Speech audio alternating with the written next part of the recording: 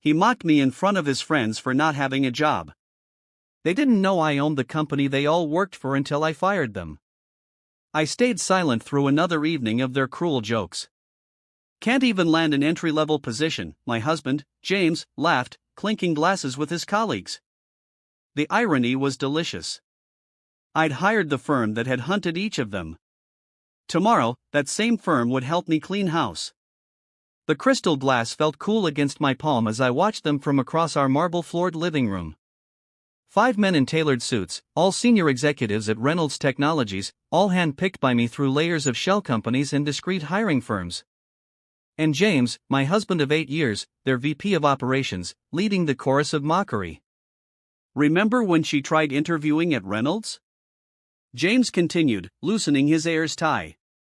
God, I wish I could have seen that train wreck. If only he knew that interview had been my quarterly inspection of middle management, carefully orchestrated through my labyrinth of holding companies. I'd built Reynolds Technologies from the ground up, 12 years ago, before I even met James. The company had been my first love, my redemption after watching my father's small business crumble under corporate raiders. At least she's persistent, chuckled Michael from marketing. How many rejections this month? James lost count. James smirked, reaching for the 30-year-old scotch I'd bought. My scotch, everything in this house, the art on the walls, the imported furniture, even the fancy watch on his wrist, all paid for by the company he thought had rejected me. I took another sip of water, maintaining my practiced mask of quiet humiliation, the same mask I'd worn when I first met James at a charity gala. Back then, I'd already learned the hard way that success attracted parasites. 3 failed relationships with men who saw me as their ticket to luxury had taught me caution. So when I met James, I decided to experiment. I presented myself as a struggling freelance consultant, driving a modest car and living in a small apartment. James had seemed different at first, supportive even. You'll find your place, he'd said in those early days. Just keep trying. But as soon as we married and he moved into what he thought was our house, the mask began to slip. Success changed him, or rather, revealed him. Hey honey, James called out, now his voice dripping with false sympathy. Maybe you should try the coffee shop down the street. I heard they're hiring baristas. More laughter.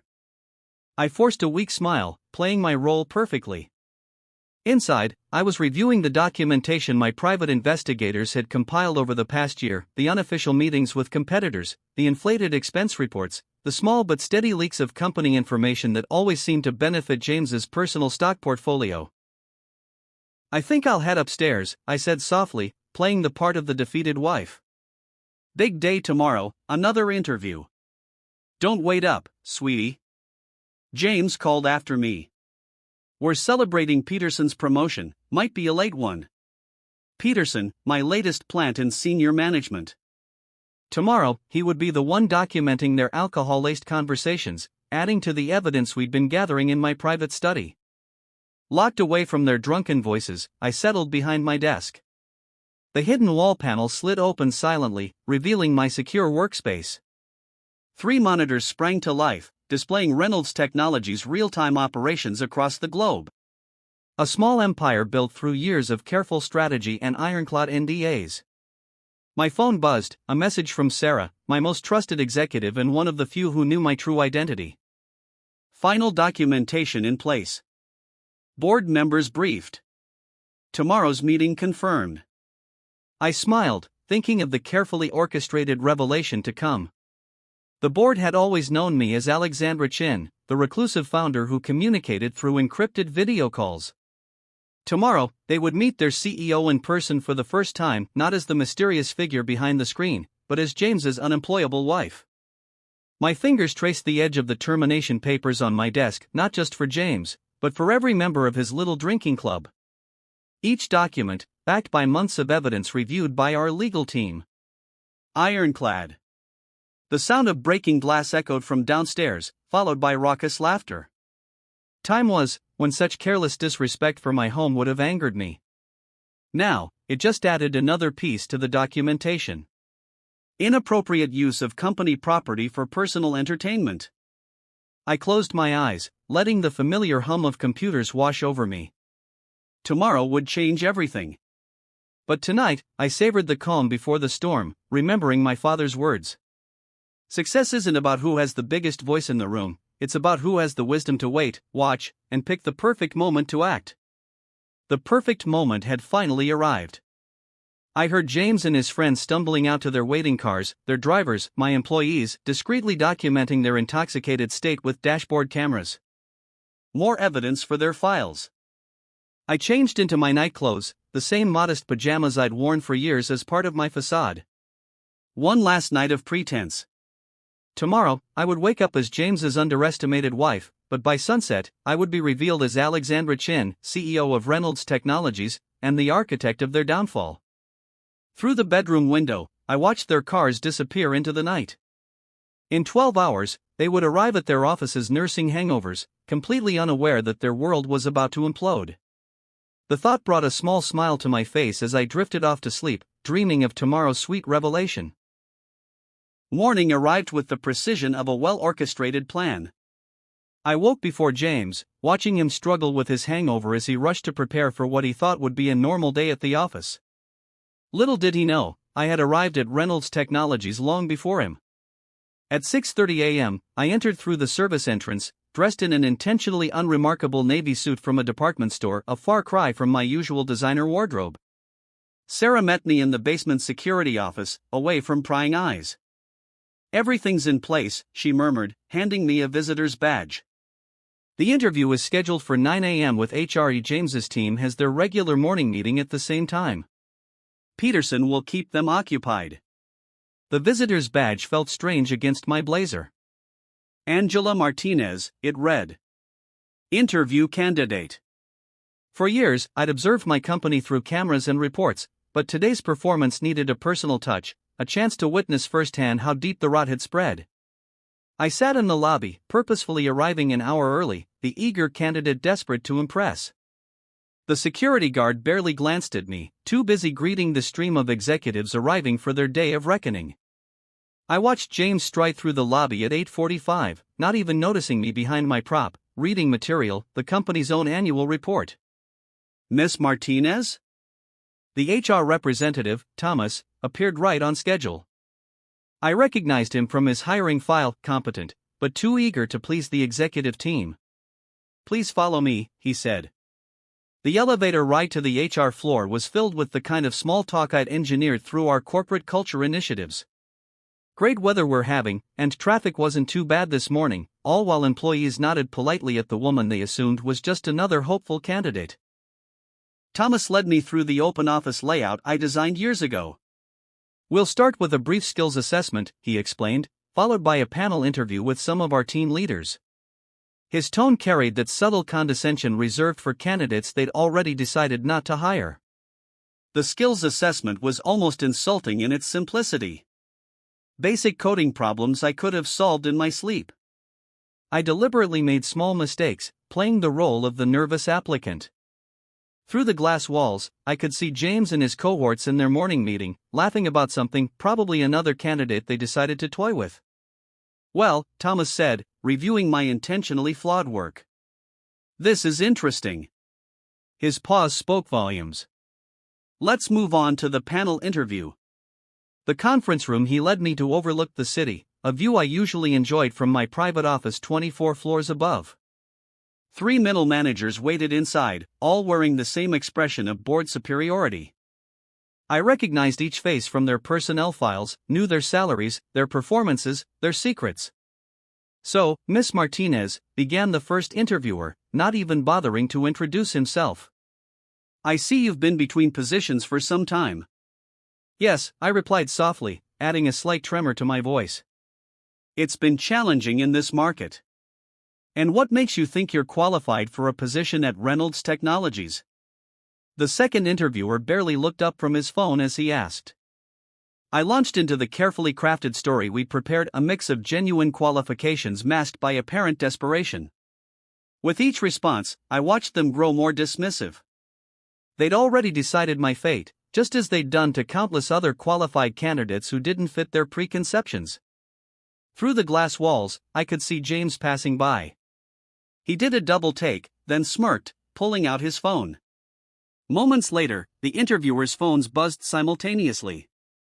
I didn't need to see their screens to know he was messaging them about his wife's latest embarrassing attempt at employment. The rest of the interview was a masterclass in corporate cruelty. Subtle jabs exchanged, glances barely concealed, yawns barely hidden. I documented every microaggression, every breach of our HR policies, while maintaining my facade of nervous optimism. "Thank you for your time," Thomas said finally, his tone making it clear there would be no second interview. "We'll be in touch." As I walked toward the elevator, I heard James's voice around the corner. "No way, that was your wife, man. She really is desperate. Did you see her suit? Probably from Target." I kept walking, letting their laughter fuel what was to come. In my purse, my real phone buzzed with messages from Sarah. Board members arriving early, legal team standing by, security ready to escort. The final piece of my charade was about to begin. I ducked into a restroom, entering the last stall, where Sarah had hidden a garment bag earlier that morning. Inside was my real armor, a meticulously tailored Chanel suit, Louboutin heels, and the CEO's security badge. I'd never worn it in public. As I transformed from Angela Martinez, failed job candidate, to Alexandra Chen, CEO of Reynolds Technologies, their mocking laughter still echoed in my mind. In 30 minutes, I would walk into the boardroom not as a supplicant, but as their ultimate superior. I checked my reflection one last time, adjusting the pearl necklace that had been my mother's. "Success is silent," she used to say, "until the perfect moment to roar." That moment was finally here. I stepped out of the restroom as Alexandra Chen for the first time in my own building, watching employees' eyes widen as they struggled to reconcile the confident executive before them with the nervous interviewee from moments ago. Let them stare. The real show was about to begin. The click of my Louboutin heels against the marble floor announced each step toward the executive floor. Employees scrambled to clear my path, their confusion palpable as they tried to place my familiar, yet transformed, face.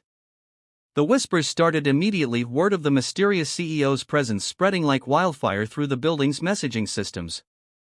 I took the private elevator, the one James had always wondered about, installed for the phantom CEO's exclusive use. As I ascended, Sarah's text confirmed everything was in place, board members seated, James and team still in their morning briefing, security standing by. The elevator opened directly into the boardroom's antechamber. Through the frosted glass, I could see the silhouettes of our board members, all aware of what was about to unfold. But first, I had a different meeting to attend. I turned left, heading toward the executive conference room, where James and his inner circle were celebrating their latest victories. Standing in the shadows of the hallway, I could hear their voices clearly through the door left carelessly ajar. "You should have seen her face during the interview," James was saying, his voice carrying that smug tone I'd grown to despise. "My own wife thinking she could actually land a position here. I mean, what's next, trying to become?" Raucous laughter followed. "Classic case of delusions of grandeur," Michael from marketing added. "Remember when she tried giving us advice about the Thompson account at your birthday party?" "Oh, God, that was priceless," another voice chimed in. "Tell us how we should restructure our client approach like she has any idea how this business works." The irony was exquisite. The Thompson account had been my strategy, carefully fed through intermediaries. It had saved the company millions and earned us 3 additional major clients. Should we tell her she failed the interview, or let HR do the dirty work? James asked, triggering another round of laughter. It was time. I stepped into the doorway, my presence casting a shadow across their morning coffees. The laughter died instantly. "Actually," I said, my voice carrying the authority of 12 years of leadership, "I think I'll deliver that news myself." The shock on their faces was everything I'd imagined and more. James's coffee cup stopped halfway to his mouth, his face draining of color as he struggled to reconcile his wife's appearance with the aura of absolute authority I now projected. What are you doing here?" he stammered. "And dress like the CEO of Reynolds Technologies?" I finished for him. "Exactly like that. As a matter of fact." Michael started to laugh, then stopped abruptly when no one joined him. Peterson, my planted executive, was already gathering his things, a knowing smirk playing at the corners of his mouth. "This is a restricted floor," James tried, attempting to regain some control. "Security will be here any minute." "They're already here," I replied calmly as two security officers appeared behind me. "Though not for the reason you think." I pulled out my phone, sending a single text. Immediately, every screen in the conference room lit up with a single document, the company's original incorporation papers bearing my signature in photo. "Alexandra Chin," I announced, watching their faces contort as the realization hit them. "Founder and CEO of Reynolds Technologies, or as you know me, James's unemployable wife." The silence was deafening.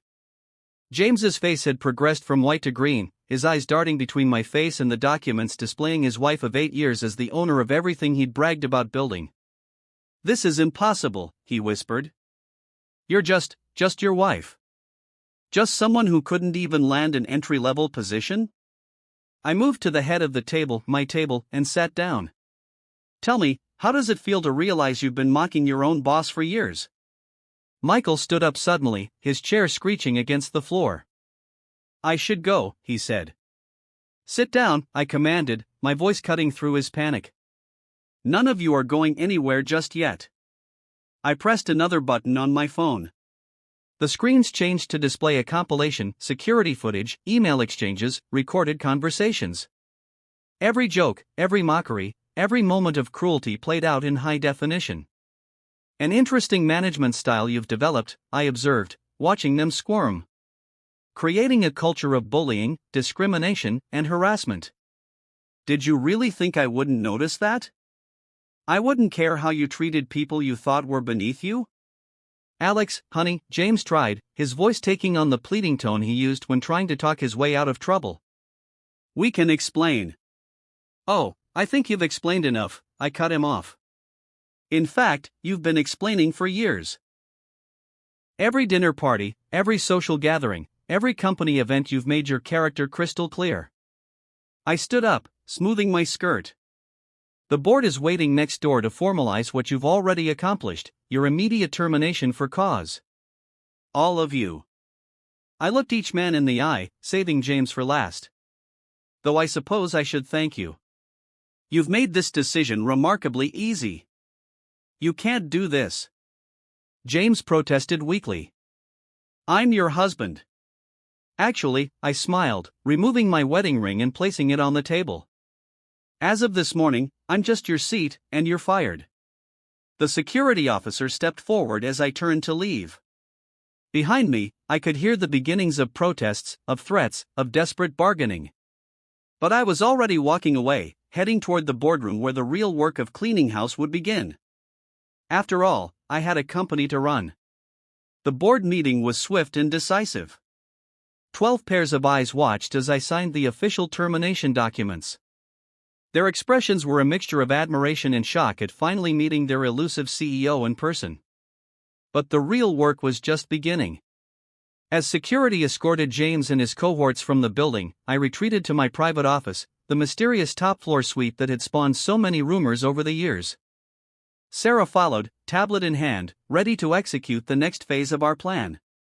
"Their access has been revoked," she reported, swiping through security protocols. "It's freezing their accounts and backing up all data. Legal has already sent cease and desist orders to prevent any retaliation attempts." I stood at the floor-to-ceiling windows, watching James and his friends being escorted to their cars below. Even from 20 stories up, I could read the shock in their body language, the disbelief in their stumbling steps. "What about the house?" I asked, thinking of the home James thought he'd helped pay for. "The security team is already there, changing the locks. Your personal items have been moved to the penthouse as planned. As for James's things..." Sarah paused, allowing herself a small smile. "They'll be delivered to his mother's house by this evening." I nodded, remembering all the times James had bragged to his mother about supporting me through my career struggles. The irony would not be lost on her. "And the divorce papers?" I asked, already knowing the answer. "Being filed as we speak. The prenup you had him sign is ironclad. He thought he was protecting his assets, never realizing he was signing away any claim to yours. A notification popped up on my private screen. James was already trying to do damage control, posting on professional networks about strategic differences with Reynolds Technologies management. I watched as Sarah's team swiftly countered with the truth, a carefully worded press release about the company's zero-tolerance policy for workplace harassment and discrimination. His LinkedIn profile still lists him as VP of Operations, I noted. Not anymore. Sarah's fingers flew across her tablet. I sat down at my desk, my real desk, not the hidden one in my study at home, and began reviewing the contingency plans we'd prepared. James and his friends weren't stupid. Wounded pride would soon give way to anger and potential retaliation. Their non-competes were already activated. They wouldn't be working in this industry for at least 3 years. We've also notified all major competitors about the circumstances of their termination. No reputable company would touch them. I pulled up the security footage from their exit interviews. James, still in denial, was threatening to expose me. Michael was breaking down in tears when he realized his stock options were worthless.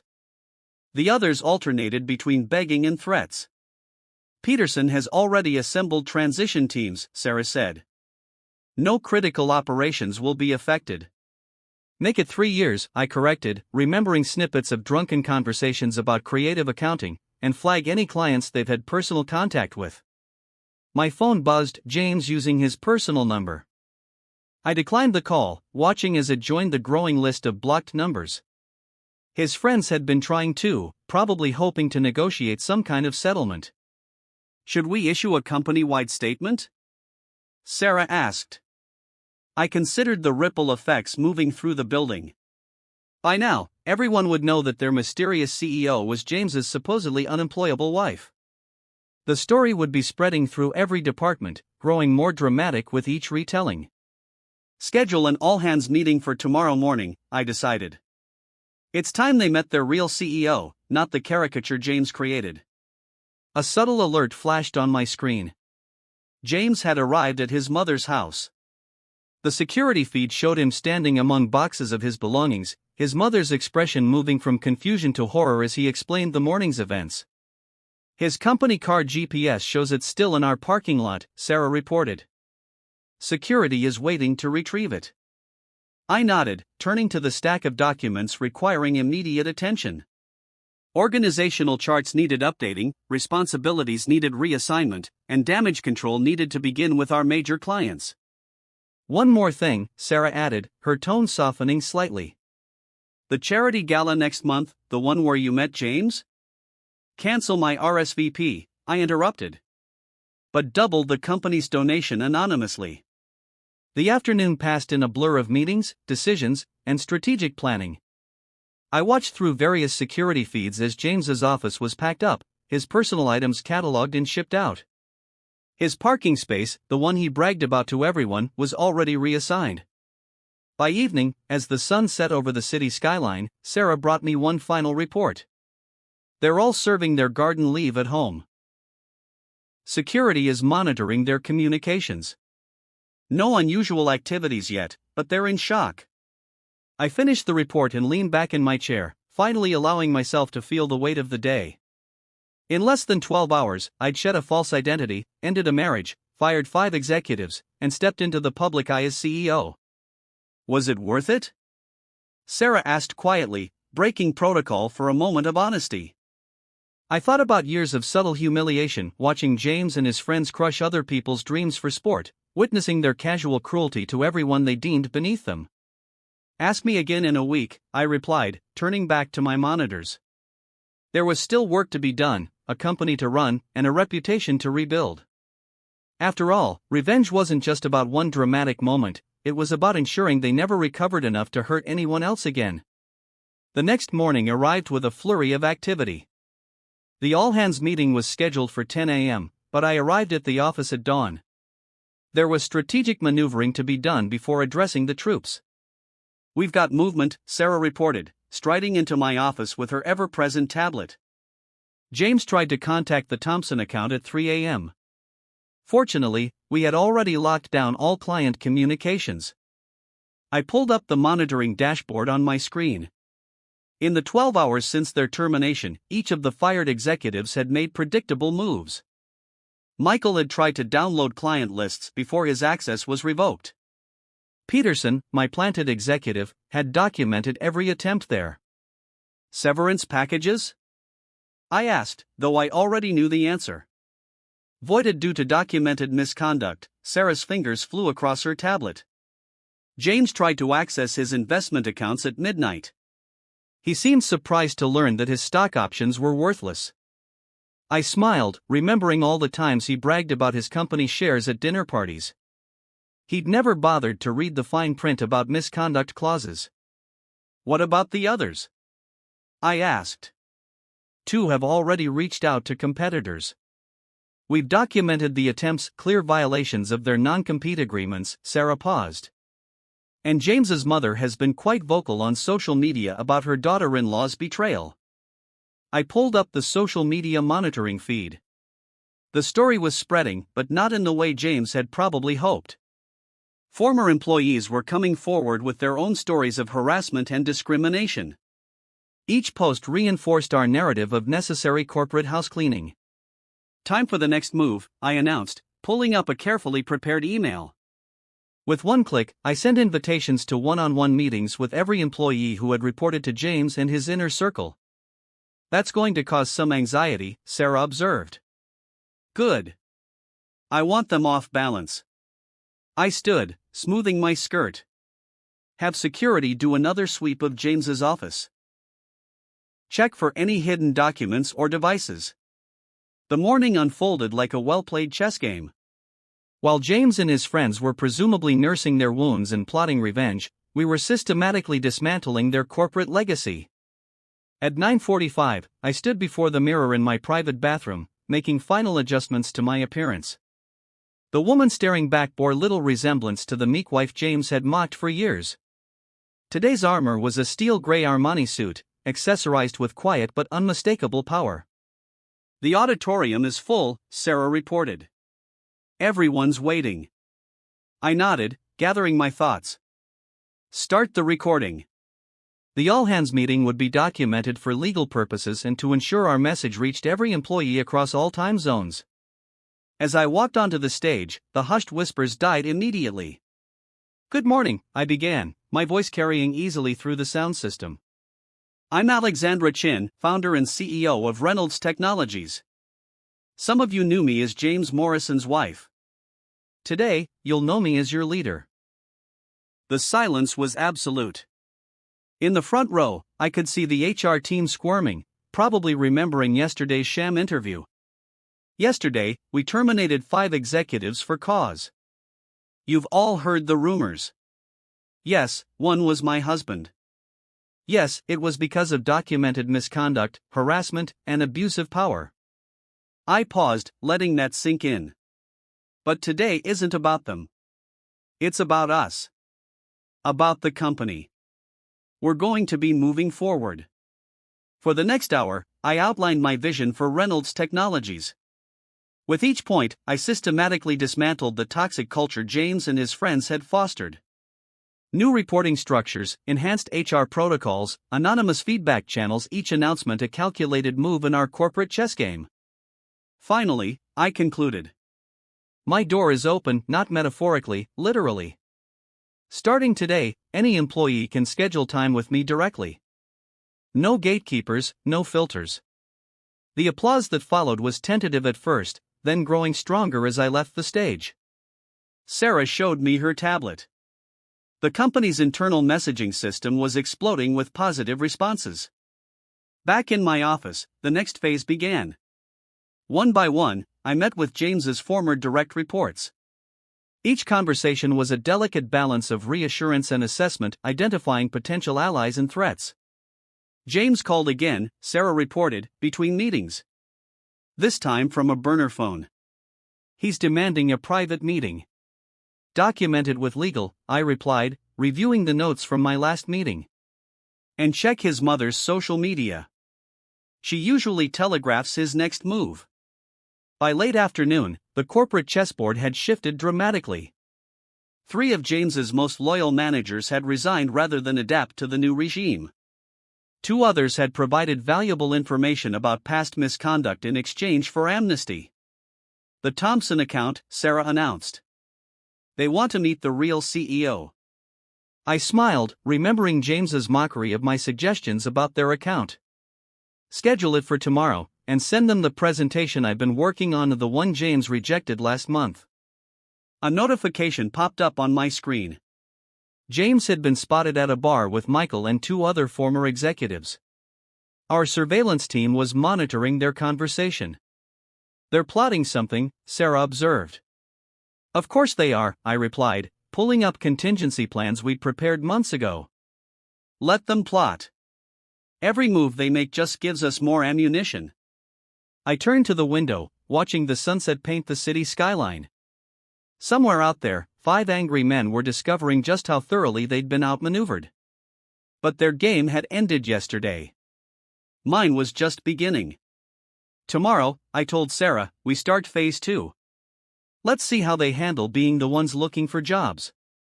After all, in chess, the queen is the most powerful piece on the board. And I had been playing this game long before they even knew they were pieces. Dawn found me reviewing surveillance footage from the bar where James and his cohorts had gathered.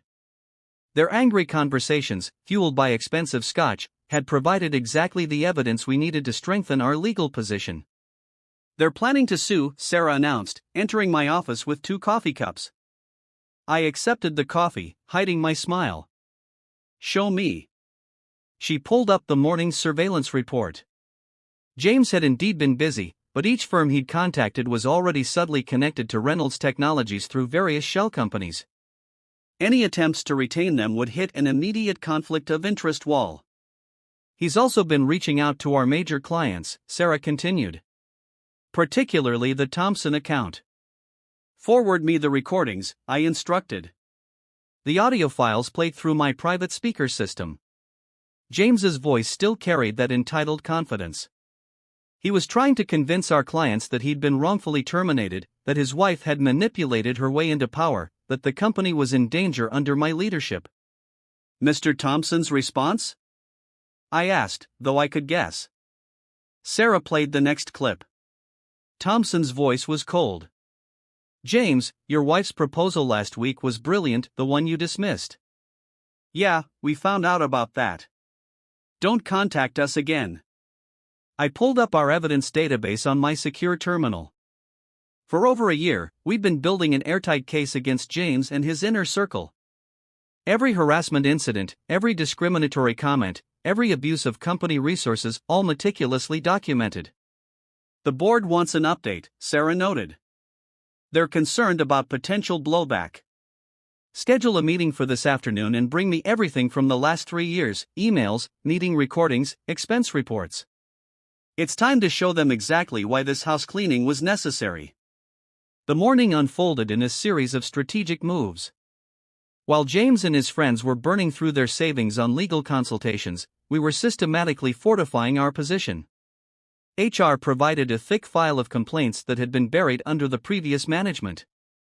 It extracted emails that had been accidentally deleted. Former employees began reaching out, offering testimonies about the toxic culture they'd fled. James's mother is escalating her social media campaign, Sarah reported. She's claiming you seduced him as part of a long-term corporate takeover plan.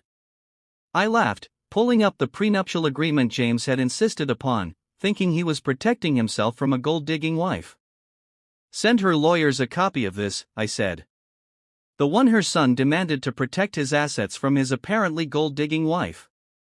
By midday, our legal team had compiled a devastating brief.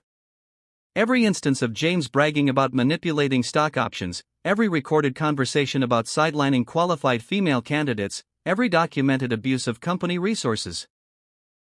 All presented in damning detail. The surveillance team picked up something interesting, Sarah said, rushing into my office after lunch. They met with someone from our competitor, Atlas Tech, last night. I pulled up the footage. Through the high-end microphones we planted, James could be heard offering to reveal company secrets in exchange for executive positions for himself and his friends. Send copies to their lawyers, I instructed, and to Atlas Tech's board. Let's see how quickly they distance themselves. The afternoon board meeting was a masterclass in corporate strategy.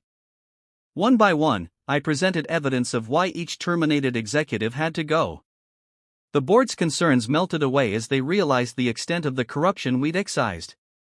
"There's more," I announced, pulling up financial records. "We've traced irregular payments through their expense accounts. The SEC would be very interested in some of these transactions." "James is on his way up," Sarah interrupted, checking her tablet. "He somehow convinced the lobby security to let him in." I smiled, pulling up the lobby camera feed. "No. I convinced security to let him in." "Watch on the screen," I said, as James stormed through the lobby. His expensive suit was wrinkled, his face flushed with anger and alcohol. He was clutching a folder that undoubtedly contained what he thought was damaging information. "Should I have security stop him?" Sarah asked. "Not yet," I replied. "Let's see what he thinks he has." Minutes later, James burst into the boardroom, his triumphant expression faltering as he saw me calmly seated at the head of the table. "I have proof," he announced, waving his folder. "Proof that she orchestrated this whole thing." "You mean proof that I founded this company, built it from nothing, ran it successfully, while you took credit for my strategies?" I stood slowly. "Or proof that I documented your misconduct for years, while you mocked my supposed unemployment?" The board members watched silently as James's confidence crumbled. "You trapped me," he stammered. "No, James," I replied coolly, "you trapped yourself. Every time you belittled a candidate, every time you pushed aside a qualified woman, every time you laughed about your unemployed wife. You built this case against yourself." I nodded to Sarah, who pulled up our complete evidence file on the room's screens. James watched in horror as years of his misconduct played out in high definition. "Your choices," I continued calmly, "are simple. Leave now, respect the non-compete agreement, and keep whatever dignity you have left. Or fight, and watch as every detail of your behavior becomes public record." "You can't," he began. "Security," I interrupted, pressing a button on my desk. "Please escort Mr. Morrison out, and this time revoke his lobby access." As security led him away, I turned back to the board. "Now, about those irregular financial transactions." The rest of the afternoon was spent strengthening our legal position. Every piece of evidence was catalogued, every testimony recorded, every document notarized. By evening, we had built a case so solid that no law firm would touch James's claims with a 10-foot pole. "They're meeting again tonight," Sarah reported, as darkness fell. "Same bar." "Good," I replied, reviewing the latest surveillance request. "Let's hear what other evidence they're willing to give us.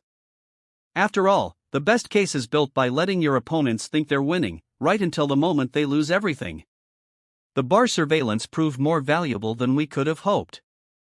Drunk on expensive whiskey and wounded pride, James and his friends spent hours inadvertently confessing to years of corporate malfeasance.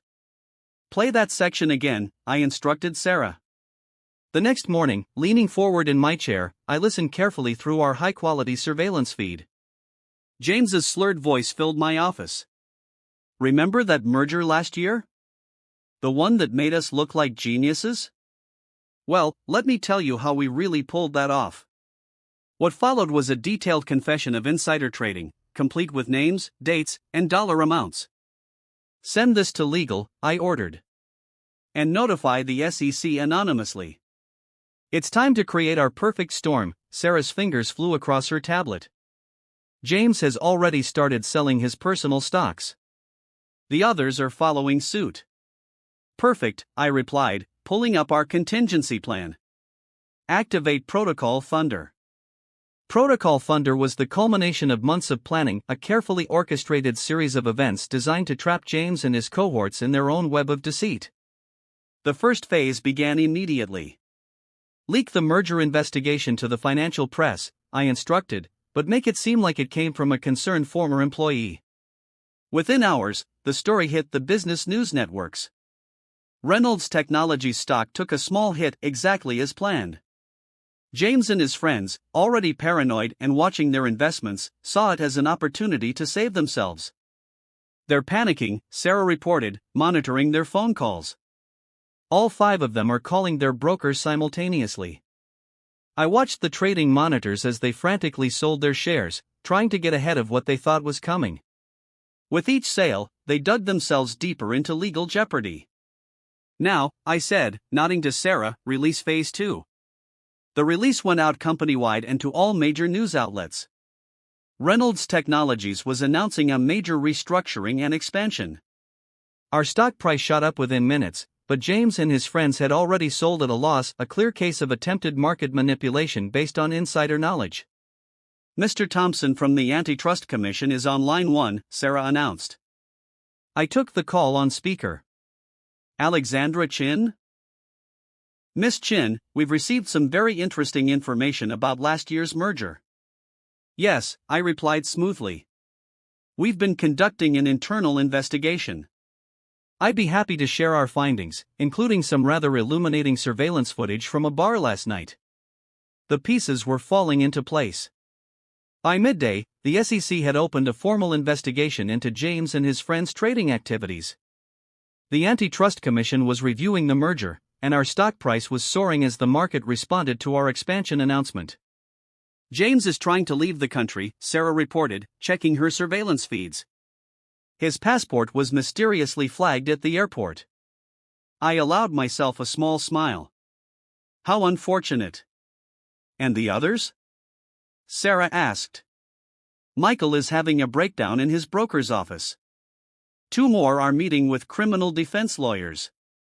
The last one is attempting to delete his email history, not realizing we already have everything. The afternoon brought more developments. Our anonymous tips had sparked investigations at 3 other companies where James and his friends had previously worked. Former colleagues, sensing blood in the water, began coming forward with their own stories of misconduct.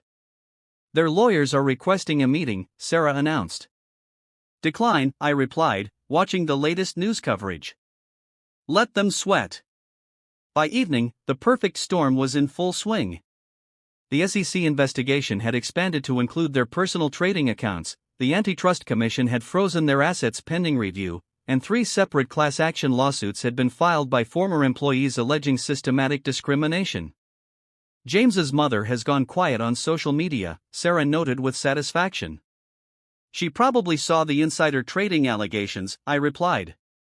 Even she can't spin that positively. A notification popped up on my screen. James was attempting to access his frozen accounts, growing increasingly desperate as each transaction was declined. Should we release the bar footage to the media? Sarah asked. Not yet, I stood, walking to the window. Let's see how they handle tomorrow first. Tomorrow will bring the final phase of protocol thunder. While James and his friends are distracted by investigations and frozen assets, we have been quietly buying up their dumped shares through shell companies.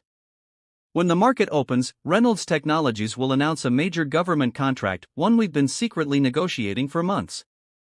Their wives are calling divorce lawyers, Sarah reported, checking her tablet one last time for the day.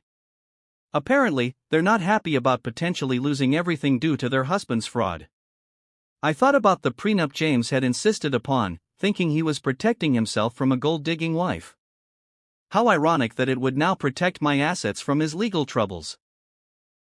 Send them all meeting invitations for tomorrow morning, I instructed. 9 a.m., sharp.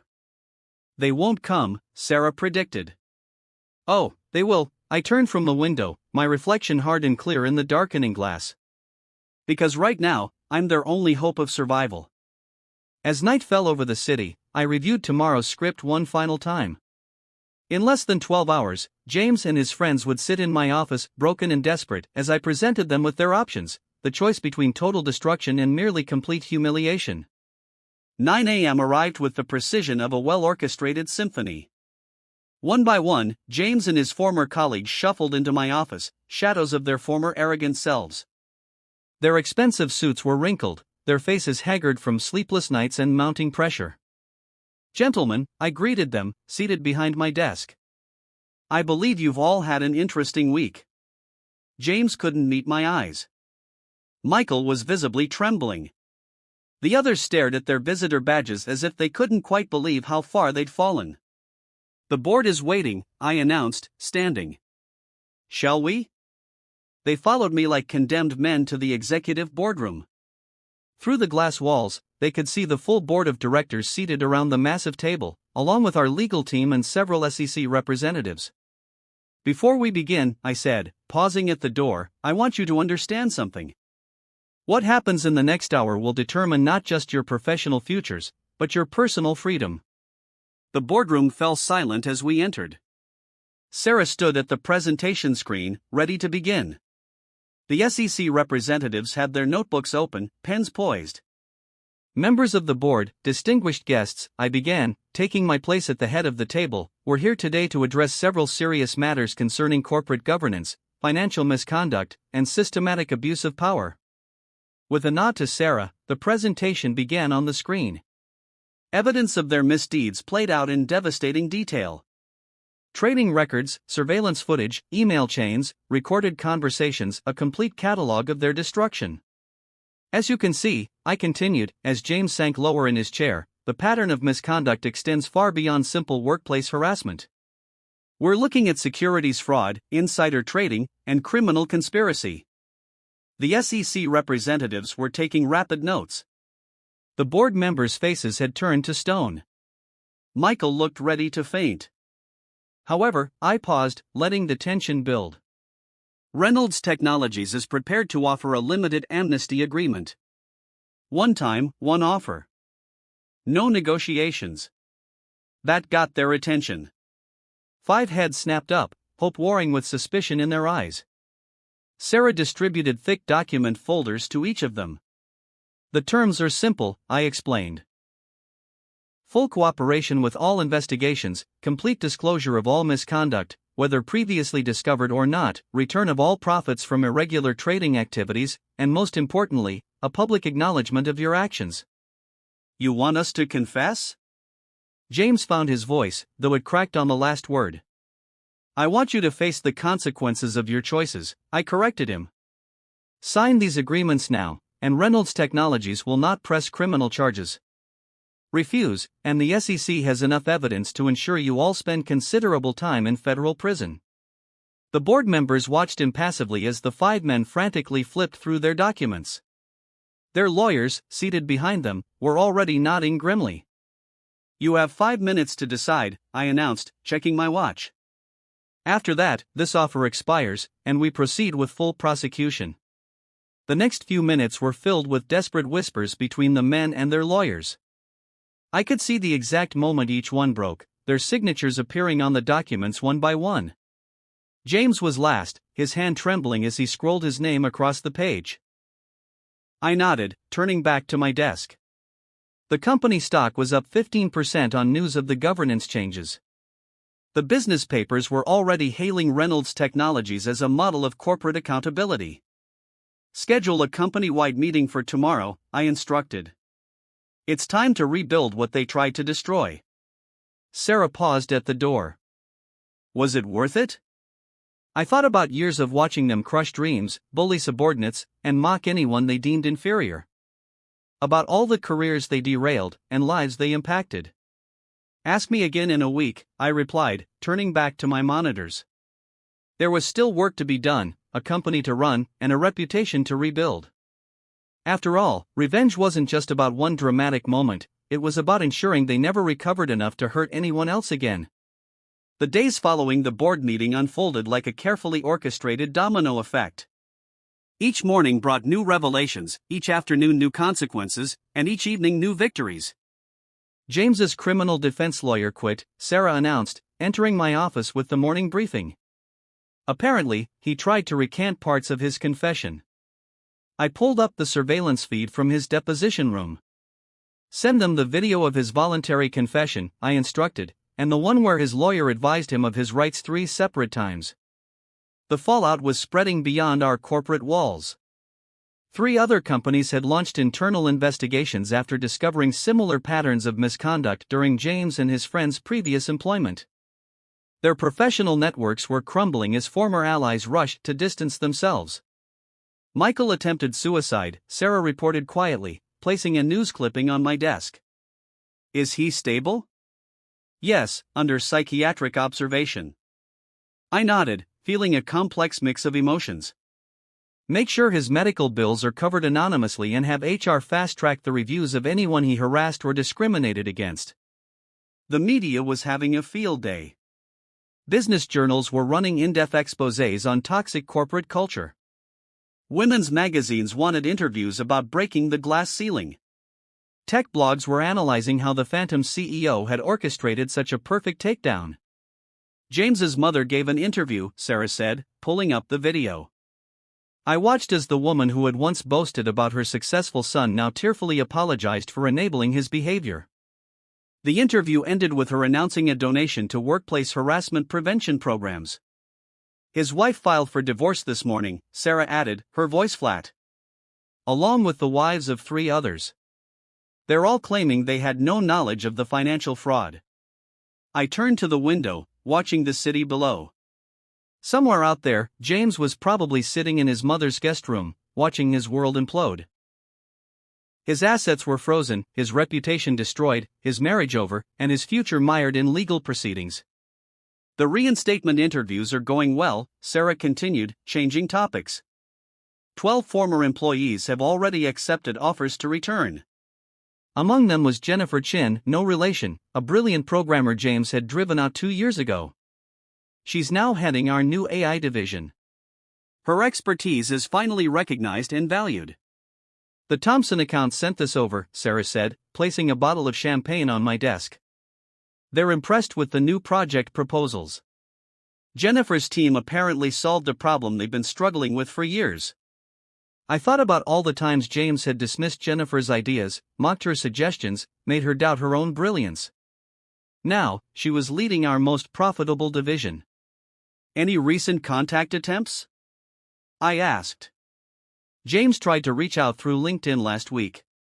His profile still lists him as our former VP of Operations, though anyone who searches his name gets quite a different story. The internet never forgets, I murmured.